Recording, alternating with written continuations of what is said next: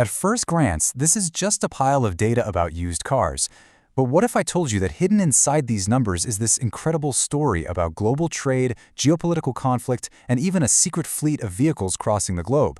Well, today we are going deep and decoding the data behind Korea's massive used car export boom. So here's our game plan. We're going to start with the absolutely mind-boggling numbers, and then we'll start digging into the data and find a huge mystery. We'll look at the surprising surge of imported cars, explore this huge age gap in the vehicles getting shipped out, meet the most wanted models, and then finally, we'll zoom out to see what it all means. All right, first up, let's set the stage. We're talking about the year 2025, a year that just completely rewrote the history books for Korea's used car exporters. Just take a second to look at that number. Almost 900,000 used vehicles were shipped out of the country in a single year. Now, this didn't just squeak past the old record, it absolutely shattered it. We're talking new highs for both the number of cars and the total value of those exports. It was a boom like nothing we'd ever seen before. So you have to ask, what was behind this massive surge? Well, it wasn't just your typical supply and demand. Major world events, especially the war in Ukraine and the end of the Syrian civil war, created what analysts are calling a war special demand. This lit a fire under the need for vehicles in places like Russia and Central Asia. And you know what? Korean exporters were ready and waiting. Okay, let's move on, because this is where the story gets really interesting. When you start digging into the official numbers, you find a puzzle. See, the two main ways of tracking these cars, they just don't add up. On one side, you've got the customs data. This basically counts every single car that physically gets loaded onto a ship, and that gives us our big number, 885,313. But on the other side, you have the government's deregistration data. This tracks cars that are officially taken off the road specifically for the purpose of being exported. And that number, it's way smaller, only about 721,000. So we have a gap, and not a small one. We're talking about over 163,000 vehicles that were definitely exported but weren't officially marked for export. So where in the world did they come from? And the answer is just fascinating. It's what the data reveals as the ghost fleet.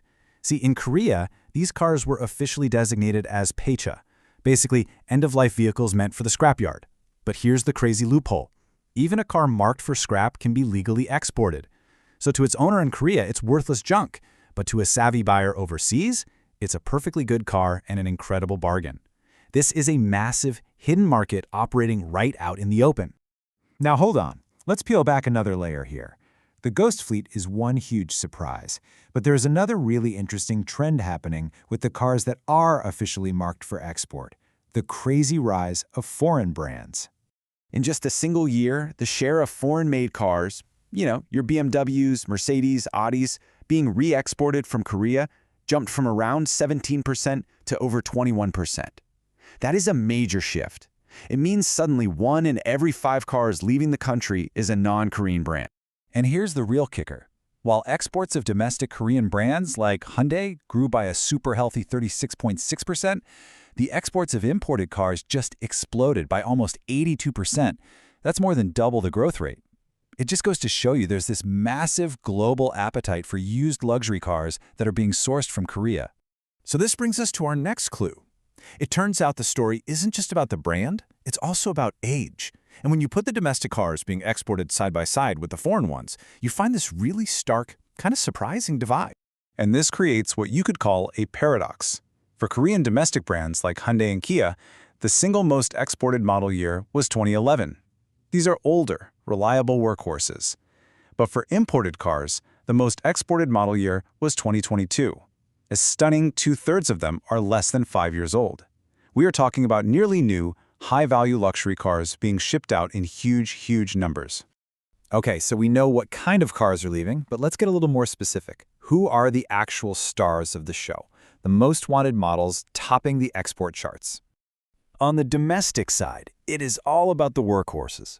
The number 1 spot goes to the Hyundai Porter, that durable little truck that's pretty much the backbone of small businesses everywhere. Then you have sedans like the Grandeur and the Avante HD with an incredible average export age of over 17 years. Can you believe that? These cars are valued because they're tough and they last forever, which makes them perfect for markets that need durable, no-frills transportation. Now let's flip the coin and look at the foreign exports. It's a completely different world. The top spots are dominated by the Mercedes E-Class and the BMW 5 Series, with the newest generations averaging just 5 or 6 years old. These aren't workhorses. These are modern, luxury status symbols. And this whole surge is being driven by demand from places like Russia, where international sanctions make it almost impossible to buy these cars new. So that creates this massive gray market for nearly new models. So let's step back and tie all these different threads together. We've got a record-breaking year, a ghost fleet of so-called scrapped cars, a huge surge in luxury imports, and this massive age divide. What does it all mean? Well, the bigger picture here is that the used car market has basically become a real-time barometer for the global economy. This data is like a mirror, reflecting the impact of geopolitical events and sanctions. It shows Korea's really pivotal role, not just as an exporter of its own brands, but as this crucial global hub where the world comes to get reliable work vehicles and, thanks to a strong local luxury market and high turnover, those hard-to-get premium cars. And you know, I think this quote from the source material just sums it up perfectly.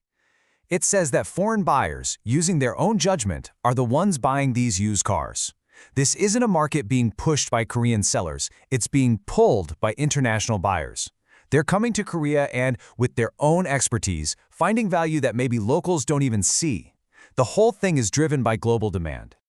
So this data told us the amazing story of 2025. But, as sanctions change, economies shift, and new conflicts pop up, the flow of these cars is, without a doubt, going to